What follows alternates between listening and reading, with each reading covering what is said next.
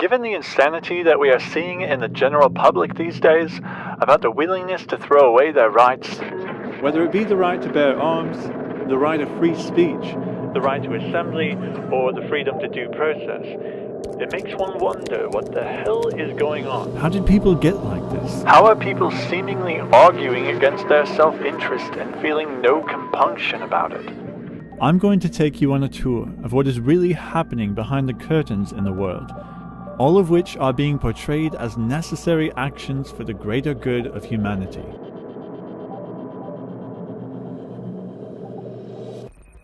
In 2013, former President Barack Obama was announcing his administration's brain research through advancing innovative neurotechnologies. The study, describing a way to manipulate a lab animal's brain circuitry accurately enough to turn behaviors both on and off. The point of the remote control mouse is not to create an army of robo-rodents, but to perfect a technique that will control the behavior by activating and deactivating neurons.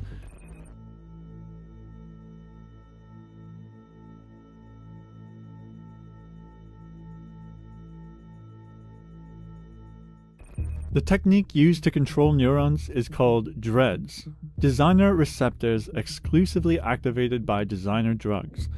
Because the receptor does not respond to other molecules, including natural ones in the brain, the only way to activate the neurons is via the human-made ones.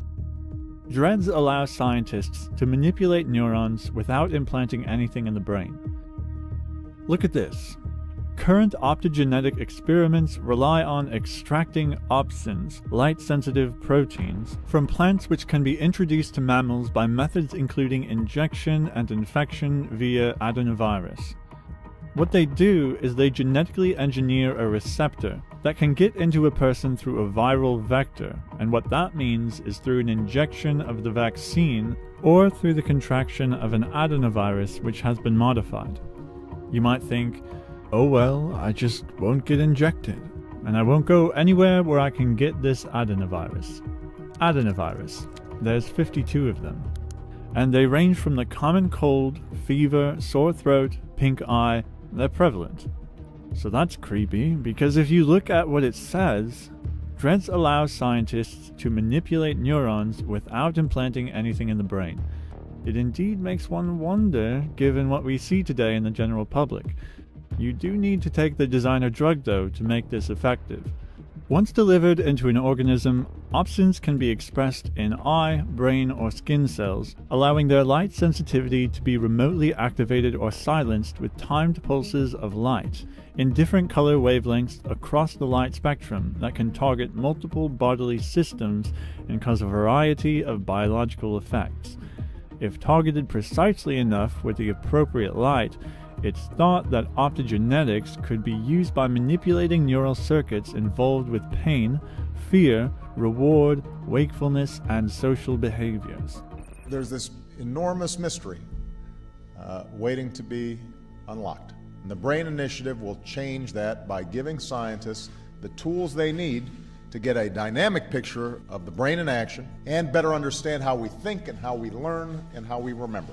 And that's part of what this BRAIN Initiative is about. If scientists can turn on or off specific targeted groups of neurons at will, they place themselves in between the natural human experience and basically their keyboard. They place themselves between you and your natural human reactions to things. So, optogenetics looks like the way to go. But how do you get people to put wires in their heads? Well, you can't. But it turns out now you don't have to. Here we have the new development in optogenetics. Luminopsins, luminescent opsins, or LMOs, were developed to achieve combined chemo and optogenetic manipulation. Luminopsins allow manipulation of neuronal activity over a range of spatial and temporal scale in the same experimental animal. What they are saying here is not only can they turn on specific reactions, but they can also turn off those same reactions. A problem they were having with the other methods is they could only do one. They could either stimulate the receptor or suppress the receptor. With the combined chemo-optogenetic manipulation, they can do both. They're using luminopsins, so they don't need the wiring anymore. Basically, science can use these luminopsins to interfere with a person's free will. The other function of optogenetics is just a simple observation. They might want to know how you feel about seeing a particular image, how that image changes the next thing you do. Basically, the scientists can understand what exactly is going on in our bodies and our minds, but to do that, it can't be invasive. Well, what have you noticed proliferating on the market for the last 8 years? Microsoft Band. It'll record all the stuff going on in your body. Same with Google Fit or Apple Watch. This Muse head-brain sensing headband is even scarier. There's also 23andMe, which collects your genetic data. Imagine if they had a combination of all these things. All of this is attached to your smartphone. So it's not so much the device, it's the smartphone monitoring that's the dangerous part. Because who's getting that data? And what are they doing with it? Look at what it says here. This is from 2016. Towards a psychophysics of interoceptive processes, the measurement of heartbeat detection. Over the past 50 years, research on interoception has grown exponentially from 17 citations of Interocept in 1965 to 8,440 in 2015, Web of Science. The early Russian work was summarized in Rosmarin's landmark article on the subject and demonstrated, inter alia, that interception participated fully in the intersensory processes of Pavlovian conditioning.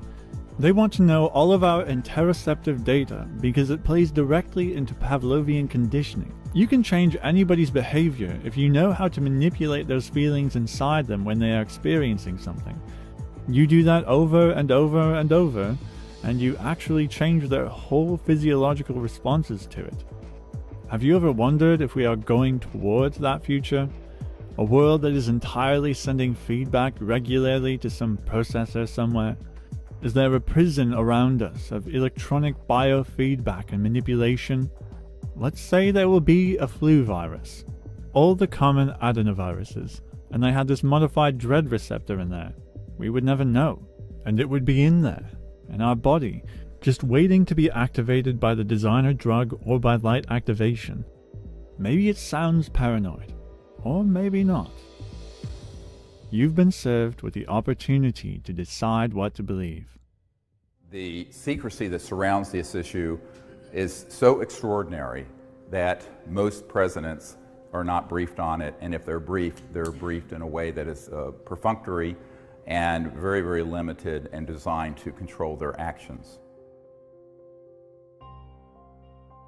It's not the 1%, it's the 0.0000001% who would not benefit from this because they are the ones sitting atop the petrodollar system, the macroeconomic order.